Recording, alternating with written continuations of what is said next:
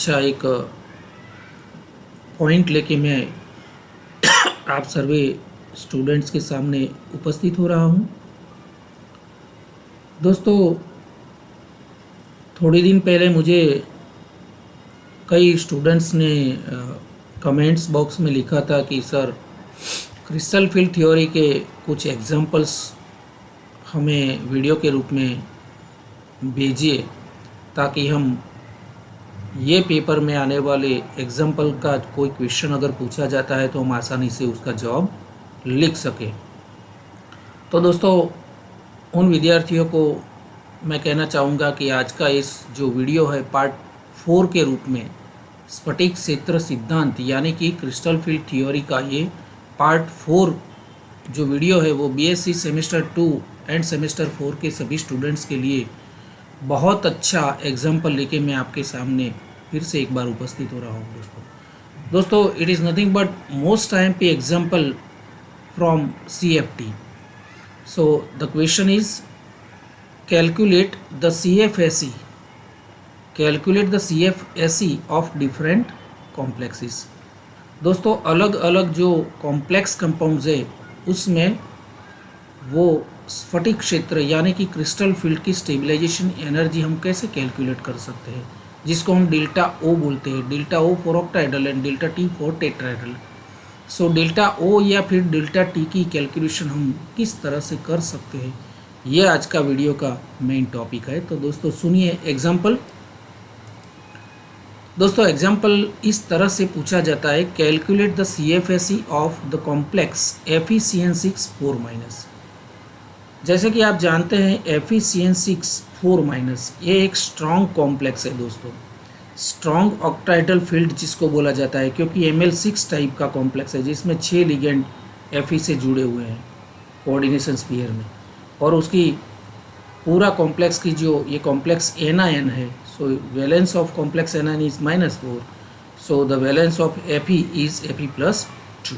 वो सारी बातें तो आप जानते ही, लेकिन इस कॉम्प्लेक्स में हम CFSE जो है डेल्टा O वो किस मेथड से कैलकुलेट कर सकते हैं। तो दोस्तों, आज मैं बताना चाहूँगा, ये देखिए FeCN6 का कॉम्प्लेक्स जब बनता है तो मेरे अगले वीडियोस में मैंने डिस्कस किया था कि फ्री रेडिकल में जो d ऑर्बिटल पूरी पांचों d ऑर्बिटल्स डिजनरेटेड होती है यानी कि समशक्तिय होती है। तो कॉम्प्लेक्स फॉर्मेशन होने के बाद Fe की या कोई भी मेटल आयन की पांचों d सबसेल जो है वो डिवाइडेड हो जाती है 2 विभागों में। तो ऑक्टाहेड्रल के किस्से में ये T2G ऑर्बिटल्स यहाँ पर ट्रिपली डिजनरेट के फॉर्म में स्टेबल होती है, and these are the EG orbitals. उसकी एनर्जी बढ़ जाती है क्योंकि वहाँ पर लिगेंड्स आते हैं, तो इनके सामने लिगेंड्स आने की वजह से इनकी जो एनर्जी लेवल है वो ओरिजिनल एनर्जी लेवल से बढ़ जाता है। तो दोस्तों, क्योंकि FeCN6 4- जिसमें साइनाइड Cn- स्ट्रॉन्ग लिगेंड, सारे लिगेंड स्ट्रॉन्ग लिगेंड है, and as we know that strong ligand can make the distribution between T2G and EG, यानी कि d ऑर्बिटल का स्प्लिटिंग ज़्यादा करता है। कौन? Stronger ligand. तो स्ट्रॉन्गर लिगेंड के साथ कोई भी कॉम्प्लेक्स फॉर्म होता है तो यहाँ d ऑर्बिटल का स्प्लिटिंग जो होता है वो ज़्यादा होता है। इसका मतलब है difference between T2G to EG ये बहुत ज़्यादा होता है। तो ज़्यादा होने से क्या होता है दोस्तों कि Fe के पास या कोई भी मेटल आयन के पास जितने इलेक्ट्रॉन होते हैं वो इलेक्ट्रॉन यहाँ से 1 1 एंड 1 पहले 3 इलेक्ट्रॉन्स यहाँ पर ऑक्यूपाई हो जाते हैं, तो 4th इलेक्ट्रॉन जो है उसको यहाँ भी जा सकता है और यहाँ भी रह सकता है। लेकिन क्योंकि इन case of stronger ligand and strong crystal field, चौथा इलेक्ट्रॉन अगर EG ऑर्बिटल में जाता है तो उसकी एनर्जी बढ़ जाती है। तो इससे कम एनर्जी में यहाँ पर इलेक्ट्रॉन पेयरिंग होना संभव बनता है। सो स्ट्रॉन्ग ऑक्टाहेड्रल कॉम्प्लेक्स के किस्से में यहाँ पर इलेक्ट्रॉन मैक्सिमम पेयरिंग हो जाए, यानी कि 2 2 2 6 इलेक्ट्रॉन यहाँ पर फिलअप हो जाते हैं, फिल्डेड हो जाते हैं, उसके बाद अगर पांचवा इलेक्ट्रॉन बचता है तो इलेक्ट्रॉन ईजी में जाता है। So this is called the large d splitting. सो अगर यहाँ पर स्ट्रॉन्गर लिगेंड की वजह से ये डी ऑर्बिटल का स्प्लिटिंग इतना लार्ज हो गया है कि इलेक्ट्रॉन ईजी में जाना जल्दी पसंद नहीं करता है, यानी कि यहाँ पर मैक्सिमम इलेक्ट्रॉन पेयरिंग हो गया है, कोई भी इलेक्ट्रॉन अनपेयर्ड नहीं दिख रहा है। तो इसका मतलब है लो स्पिन कॉम्प्लेक्स है, यानी कि यहाँ पर इलेक्ट्रॉन की स्पिन जो है वो ज़ीरो हो जाती है। ठीक है, इसका मतलब है ये लो स्पिन कॉम्प्लेक्स, इसको हम हिंदी या गुजराती में लघु स्पिन कॉम्प्लेक्सिस बोलते हैं। तो ऐसा लघु स्पिन लो स्पिन कॉम्प्लेक्सिस फॉर्म करने वाला एक फैक्टर क्या है? Strong ऑक्टाइडल field. और जब वीक ऑक्टाइडल फील्ड होता है, यहाँ पर लिगेंड वीकर होते हैं, तो ये इलेक्ट्रॉन यहाँ जाना पसंद करता है क्योंकि ये स्प्लिटिंग जो है वो स्मॉल हो जाता है, तो electron can reach to the EG orbital very easily. So electron unpaired रहना पसंद करता है in case of high spin complex. तो जिसमें इलेक्ट्रॉन अनपेयर्ड ज़्यादा मिलते हैं, ये सारे कॉम्प्लेक्स हाई स्पिन बोले जाते हैं। तो दोस्तों, this is one of the best example of low spin complex, जिसमें स्पिन बहुत लो है क्योंकि सारे इलेक्ट्रॉन पेयरिंग हो गए हैं।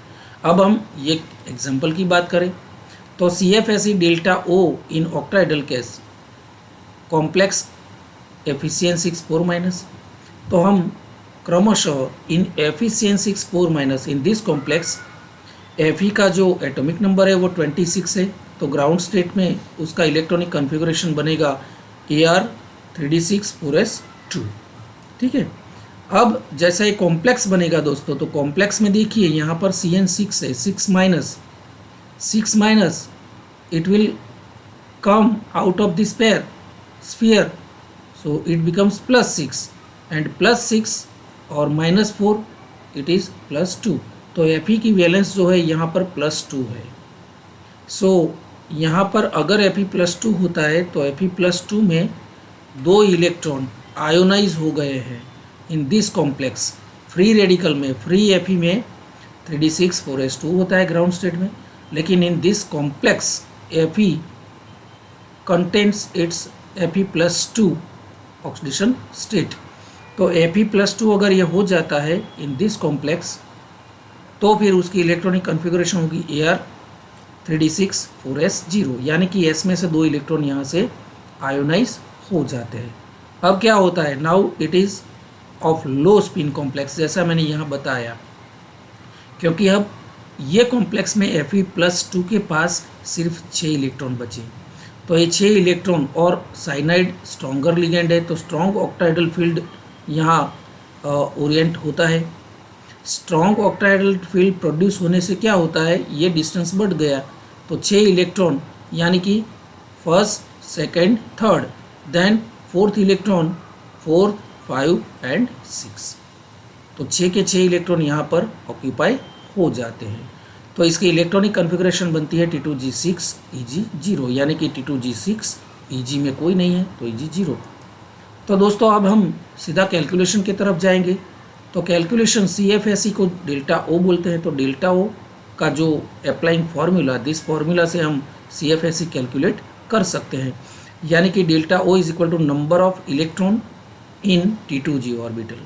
तो T2G में जितने भी इलेक्ट्रॉन है उसको मल्टीप्लिकेशन करेंगे हम -0.4 से, क्योंकि इसकी एनर्जी, प्रत्येक ऑर्बिटल की एनर्जी -0.4 है, plus number of electrons in Eg orbital, यहाँ पर 0 है Eg में इलेक्ट्रॉन, इनटू इसकी एनर्जी जो है वो, प्रत्येक ऑर्बिटल की एनर्जी जो है वो है +0.6। तो इस हिसाब से 6 इंटू -0.4 प्लस 0 इंटू 0.6, तो ये 0 हो जाता है। तो ये हो गया -2.4 डेल्टा O। अब दोस्तों, ये 3p क्या हुआ है?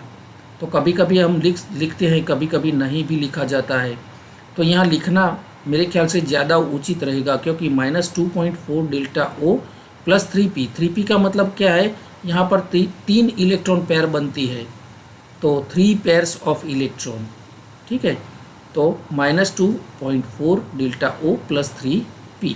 तो इस तरह से यहाँ crystal field stabilisation energy CFSE delta O का मूल्य बनेगा -2.4 डेल्टा O प्लस 3p।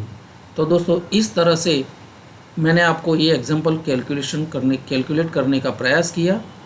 आशा करता हूँ इस एग्जाम्पल, और अभी मैं दूसरा वीडियो भी आपके लिए दूसरा एग्जाम्पल के फॉर्म में डाल रहा हूँ, क्योंकि मैंने यहाँ पर एक स्ट्रॉन्ग ऑक्टाहेड्रल फील्ड लिया है साइनाइड लिगेंड के साथ, लेकिन ECFE का मैं एक वीक फील्ड यानी कि H2O के साथ एक पुअर या फिर वीक फील्ड जो होता है उसकी जो ये CFSE कैलकुलेशन कैसे हम करते हैं, इसका भी मैं थोड़ी देर के बाद वीडियो अपलोड कर रहा हूं दोस्तों।